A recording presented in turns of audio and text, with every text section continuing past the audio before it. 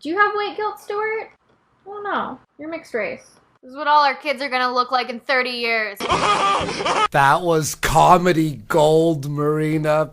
Fucking this girl. She's funny. Last year, I planned to respond to Andy Warski's video response to Marina's video about white guilt, but unfortunately, I got sidetracked and Andy went on the back burner. Back then, he was just an annoying garden variety douchebro, before he sold himself out to the alt-right to become Andy Warski. While researching white guilt, I came across several differing definitions of the term, and I think it's important to include a few of them here to help fully contextualize it. It's always good to know all the definitions of something stupid. Oh fuck, dude. Definitions are really important. Not just one. We need like a bunch of them that we could pick and choose what we like out of each definition, you know? Don't mind me. I'm just sitting here bored waiting for Andy to make a point, or make a funny. We both know neither of those are happening, so I might as well just get comfortable here. George F. Will, a conservative political commentator who I disagree with on virtually every other topic except literally this definition, says, white guilt is a form of self-congratulation where whites showcase their innocence to racism. However, feel free to disregard the rest of the article that came from because it's pretty racist. Oh, yeah, I'm sure it's so racist. I'm sure he drops the N-bomb a bunch of times in the article. Also, I like how you just take one fucking line out of the article and go, no, but don't read the rest of it.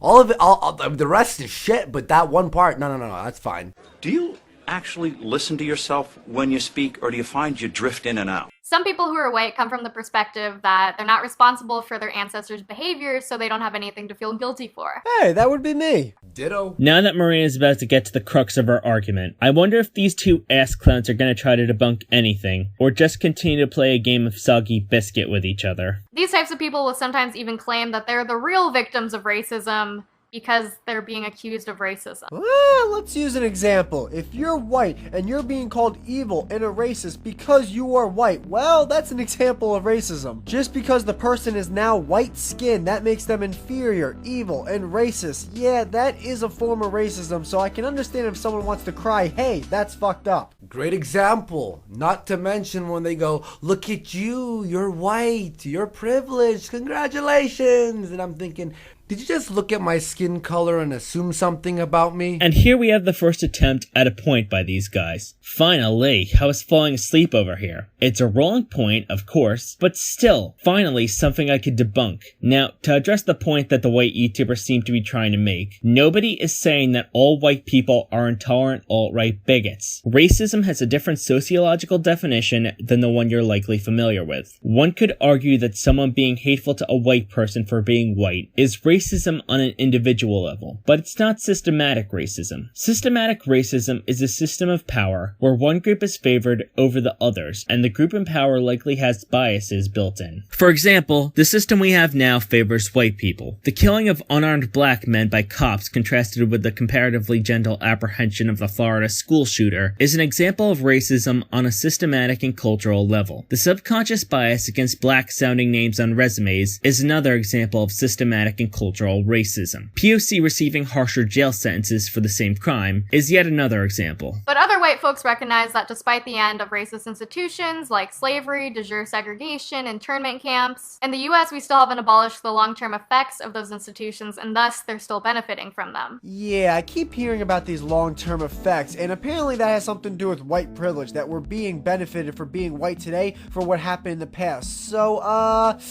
I'm using an HP Pavilion with electrical and duct tape on it, and I would really love if that white privilege can chip on in my way, because this laptop sucks. Rendering a 10-minute video takes around 3 to 4 hours, and editing a video, whew, don't get me fucking started. So yeah, I would really hope for that white privilege to come on my way. You lazy idiot. White privilege doesn't mean that every white person is living a life of luxury. It means that white people are playing the game of life on an easier setting than POC. I hear the common gotcha of, is a homeless white man better off than Beyonce? The answer is obviously a resounding no, because there are other kinds of privilege besides race, which is part of that dreaded intersectionality boogeyman you guys hate and fear so much. But what it is saying is that the white homeless man does have easier access to facilities and other means of getting out of poverty. property than a black homeless woman. You likely don't have to worry about being side-eyed in a store, while many black people do. Obviously, Beyonce doesn't have to worry about anything except being mobbed by adoring fans. But we're talking about the average black person. Had you opened up Google and done a little Googling, you might know that. Moving on.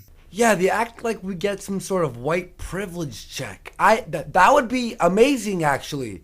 But we don't get that.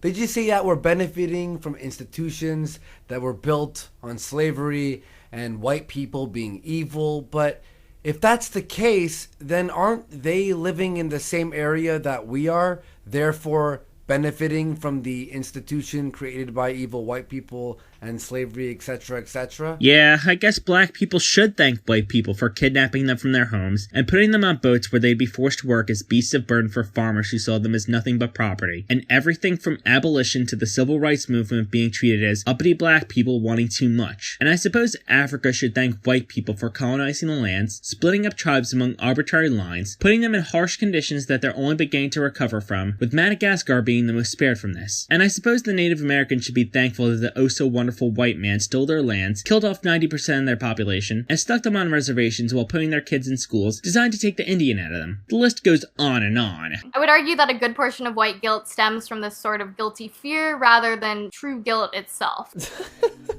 So basically, no one feels truly guilty of the quote-unquote bad things in the past and the quote-unquote things they're benefiting today based off those bad things in the past. So people, or white people, that feel guilty today really aren't guilty. They're just showing you that they're guilty. Oh, fuck. What do you have to do to win with these people? I swear to God, man. The thing I find with all these SJW videos is they're continuously looking for reasons to think someone is racist. The amount of hoops you need to jump through to not look racist or sexist or whatever the thing they're bitching about this week is ridiculous. There is no winning. Funny. There's no winning is the exact same thing I say whenever someone on your side does something. For instance, when people on my side called Bering out for being a bully, while using evidence to prove it, Bering would play the victim, while his fans would accuse us of being the actual bullies, while flagging our videos calling him out. Such was the case when they flagged my friend Michael Rowland's video calling Bering out for being a bully, to the point where they terminated his channel. In these instances, white guilt performs a social function, a fear of breaking social codes. In this case, the social code is not being a fucking racist. Boy, that escalated quickly. No, it really didn't. Despite racism being illegal in America, due mainly in part to the Civil Rights Act of 1964, systemically, it's still built into our society, such as the killing of unarmed black men by police officers. Her reaction here is completely warranted. With complaints from white folks left and right about social justice warriors accusing them of being evil racists, Which is a valid complaint. Here's an idea. If you don't want to be accused of being evil racists, maybe don't invite race realists onto your channels. Both of them with Rage After Shitstorm, and Andy with both Richard Spencer and Jean-Francois Garippy, who Andy recently bragged about sexually assaulting a woman to. I would argue it's safe to say that explicit racism falls under socially undesirable behavior. I think this might be one of the reasons why we see so many white volunteers going to Africa and posting dozens and dozens of pictures of themselves posing with poor African children on Facebook. All right, we found a little common ground here because I know what they're doing and you know what they're doing and we all know what those type of people are doing. They're trying to show, oh look, I'm a helpful person. I'm not one of the bad white people. Look at all the African children I'm helping. But when it comes from your perspective, it just seems that white people can't win this. And even if they feel guilty about this fake white privilege bullshit, that they're still in the wrong. That's weird, man. Yeah, it's like, okay, white people are privileged, slavery happened, all this terrible stuff, and now there are some people who have white guilt, go over to Africa, help the African children, but still fuck them, right? So fuck white people who don't do that type of stuff, and fuck white people who do that kind of stuff. Makes a lot of goddamn sense, doesn't it? It has less to do with people going to Africa to help starving children, and more to do with why they're doing it. Marina has no problem with people going to Africa to help starving children. What she does have a problem with is people who go to Africa for the sole purpose of garnering positive attention and publicity, instead of just going to actually help the people of Africa. Rachel Dolezal also comes to mind. If that woman isn't the prime example of white guilt gone wrong, then I don't know what is. In these instances, white guilt becomes a performative act when expressed publicly. The United States' history of violent and systemic racism makes people uncomfortable, which is still going on today, by the way. Okay, then Marina, do you have any suggestions of what white people can do to actually make SJWs happy?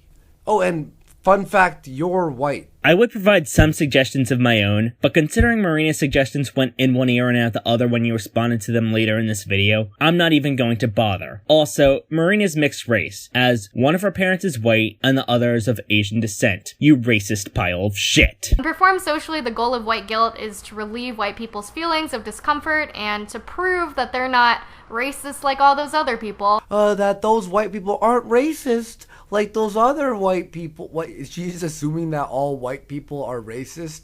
And then she's assuming that people who go to Africa and help African children are just trying to not look racist, but they are. You're really trying to milk this starving children in Africa point, aren't you? Now, to address your point, Marina never said all white people are racist, at least on an individual level, but that from very young ages, we have racial biases subconsciously taught to us. You might not have been born racist, but these subconscious racial biases are something that we're taught as we grow up, and are something that we have to unlearn over time. At the end of the day, guilt is just an emotion, but when expressed publicly in social situations, it often ends up centering white people's feelings in discussions that should center people of color. This leads conversations such as ones about the disproportionate rates at which Black Americans are targeted by police brutality away from people who actually have to worry about being targeted by police violence. Yet she does not bring up black on black crime at all in this video.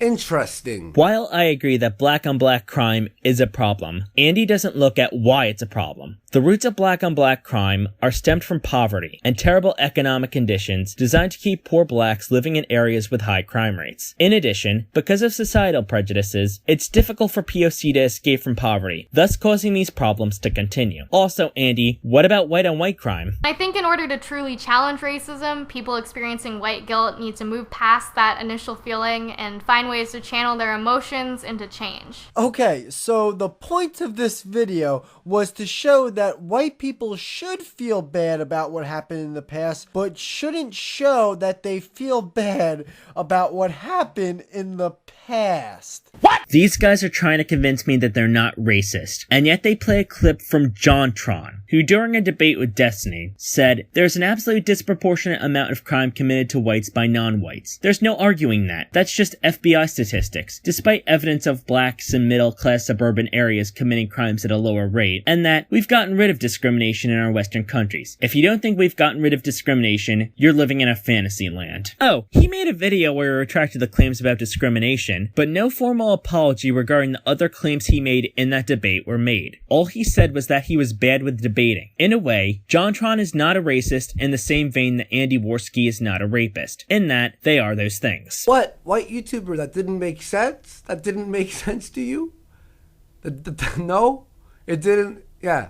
You wanna know why? Because it doesn't make sense. You're fucking right. You are goddamn right, white YouTuber. Maybe it would help if you watched the video in its entirety before interrupting. Marina's point was that white people should do more to help lift people of color's voices, rather than feeling guilty that racism still exists and that their ancestors did bad things. Feeling guilty about the problem doesn't actually do anything to fix the problem. A better alternative to feeling white guilt, which POC don't even want you to feel anyway, is turning discomfort into action. If you see the way that people Oh, hang on. Action, yes. It's turning into, but not going to Africa and actually helping African children, because that action is bad. It's not good. It makes you look more racist, actually. You know, other actions.